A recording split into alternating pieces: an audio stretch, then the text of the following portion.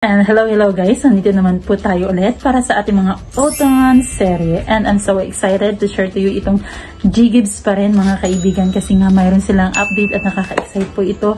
At alam kong matutuwa kayo sa update nito. Kaya stay tuned until the end of this video.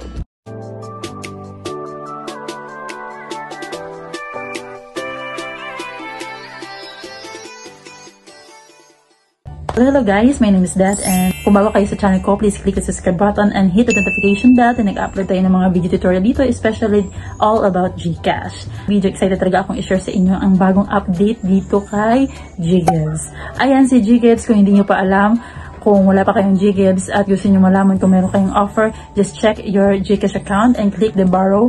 And after clicking the borrow, choose G-Gibbs at makikita nyo po dyan kung meron kayong offer. Once meron kayong offer, ayan, pwede nyo na yan gamitin. A minimum of 1,000 pesos or 2,000 pesos, yan, pwede nyo nang gamitin si G-Gibbs.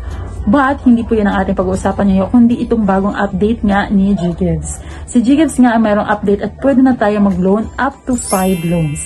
Yes, tama po ang inyong narinig, 5 loans na po yung pwede nating avail kasi dati po 3 loans lang po ang pwedeng i-avail natin kay G-Gibbs. So, magandang update po ito kasi nga masasabi talaga natin nga G-Gibbs is a legit pautangan nga kasi nga it is empowered by Fuse. And I am a user of G-Gibbs also. So maganda talaga itong G-Gibbs. Pwede natin gamitin pang buy ng bills, pang purchase ng mga product, pang groceries. Ayan, kung pwede natin gamitin from online payments. Ayan, scan lang po natin yan. So iyon po ang kagandahan kay G-Gibbs at compared to home credit o sa mga iba't ibang platform, mas maliit po yung interest ni G-Gibbs 0% up to 5.49%.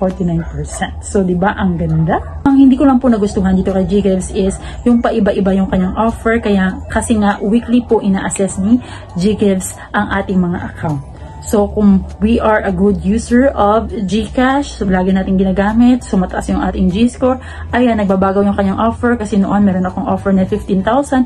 Ayan, at nakita siguro ni G-Gibbs or ni GCash, yung aking account is maganda yung record, yung credit history, ayan, dumagdag at naging 30,000 pesos na po yung available na pwede kong gamitin kay G-Gibbs. Yung iba, mas gusto talaga nila na i-convert yung G-Gibbs into cash. Pero ang tanong dyan, pwede nga bang i-convert si G-Gibbs into cash? Well, the answer is yes. But G-Gibbs is not designed for cash actually. Kasi nga, buy now, pay later siya. So, ginagamit natin yan. Kapag nag-grocery tayo, pwede natin gamitan yung ating QR code at marami na ring merchants si G-Gibbs. So, masasabi ko talaga na okay si G-Gibbs kasi nagamit natin siya. Pwede pang buy ng bills. And a quick review po dito kay G-Gibbs. Kapag meron na tayong G-Gibbs, marami tayong ways on how to convert our G-Gibbs into real cash. Pero kung meron kayong GPE o GCash per outlet, mas maganda kasi nga makakonvert mo yung G-Gibbs mo with your own na lang po. Kasi kung sa mga online traders, meron pa silang processing fee na kalaki-laki. Pero maganda din po yun kung gusto nyo mabilisan na pag-convert ng cash. At yung other way po dyan is through credit cards, pay credit bills using G-Gibbs. So yan po ang other way na nakita ko dito sa mga comment section na advice nila na pwede din ngayon. And according to my research, pwede naman po talaga.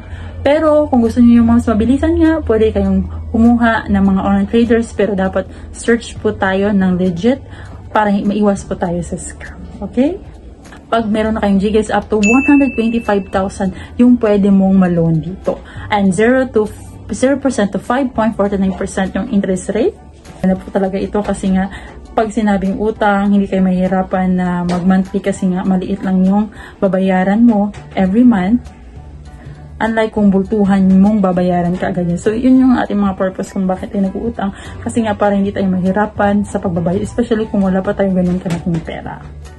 So, again, yan lang po ang update natin dito sa G-Gibbs. So, all about G-Gibbs, meron silang bagong update. Ito nga po yung 5 loans na pwede nyo avail at masasabi ko rin na pwede rin siya i-convert into cash kung gusto ninyo. But G-Gibbs is not designed for that.